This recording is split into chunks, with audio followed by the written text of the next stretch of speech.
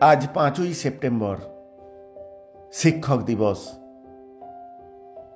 সমস্ত শিক্ষক শিক্ষিকাদের শ্রদ্ধা জানিয়ে শুরু করছি আজকের গল্প, মাস্টার মশাই।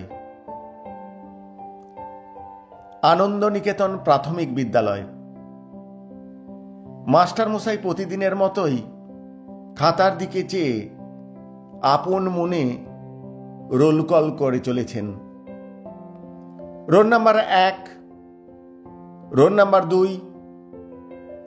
উপস্থিত ছাত্রছাত্রীরা কেউ বা ইয়েস স্যার, কেউ কেউ হাজির স্যার বলে সাড়া দিচ্ছে।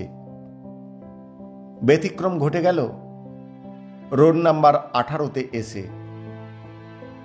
মাস্টার মশাই, রোল নাম্বার 18, রোল নাম্বার 18 বলে বিরক্ত হয়ে ছাত্রদের উদ্দেশ্যে বললেন, শিবরাম স্কুলে আসছে না কেন বল দেখি? আজ 7 দিন হলো। মাথাটা তো খারাপ তা নয়, কেন যে স্কুলে আসতে চায় না কে জানে। আজ খাতা আনেনি, কাল পেন আনেনি, এই বলে অজুহাতের পর অজুহাত দেয় শুধু। ক্লাসের এক ছাত্র নিখিল বলে উঠল, ওর তো জ্বর মাস্টার মশাই। জ্বরের ঘরে শুনলাম প্রলাপ বকছে। তা ডাক্তার দেখায়নি? ওষুধ খাচ্ছে না? ওদের তো অর্ধেক দিন রান্নাই হয় না মাস্টার মশাই। ডাক্তার ওষুধ পথ্যর জন্য টাকা পাবে কোথায়? কেন? এ তো ভারী আশ্চর্যের কথা। ওর যে বাবা নেই মাস্টার মশাই, ওর মা 2-4 বাড়ি কাজ করে সংসার চালায়। মাস্টার মশাই কয়েক মুহূর্ত মৌন থেকে নিখিলকে বললেন, ছুটির পর আমাকে একবার নিয়ে যাস তো ওদের বাড়ি। নিখিল মাথা নেড়ে সম্মতি জানায়। ছুটি যখন হলো তখন বিকেল 4টে। মাস্টার মশাই নিখিলকে নিয়ে চললেন। স্কুল থেকে শিবরামের বাড়ি মিনিট 20 হাঁটা পথ। আকাশটা আজ কেমন যেন মেঘলা, আঁধার। শিবরামের বাড়ি পৌঁছালেন যখন, তখন 2-1 ফোঁটা বৃষ্টি শুরু হয়েছে। তাদের নিচু দরমার টালির চালের ছোট্ট এক বাড়ি।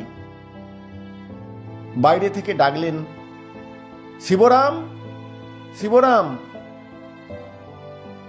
ডাক শুনে শিবরামের মা বাইরে এসে মাস্টার মশাইকে দেখতে পেলেন। লজ্জায় কাচুমাচু হয়ে বললেন, ভেতরে আসুন মাস্টার মশাই।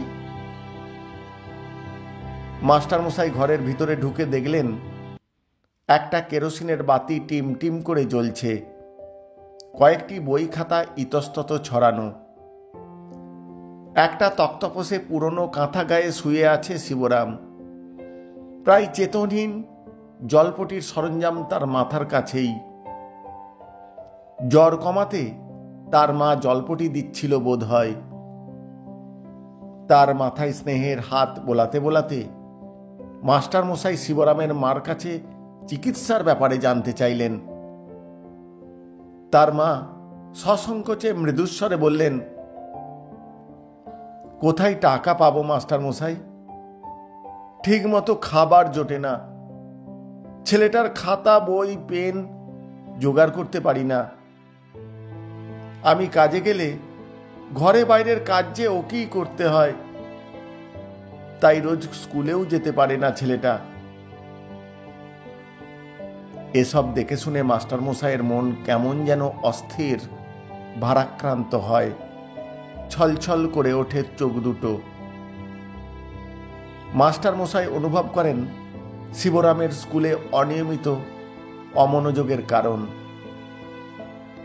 নিজেকে সামলে সে পকেট থেকে বেশ কিছু টাকা বের করে তার মায়ের হাতে দিয়ে বললেন, ওকে ডাক্তার দেখাবেন, ওষুধপত্র কিনে দেবেন, আর ওর পড়াশোনার খরচও আমি বন্দোবস্ত করে দেব। সুস্থ হলে ওকে নিয়মিত স্কুলে পাঠাবেন।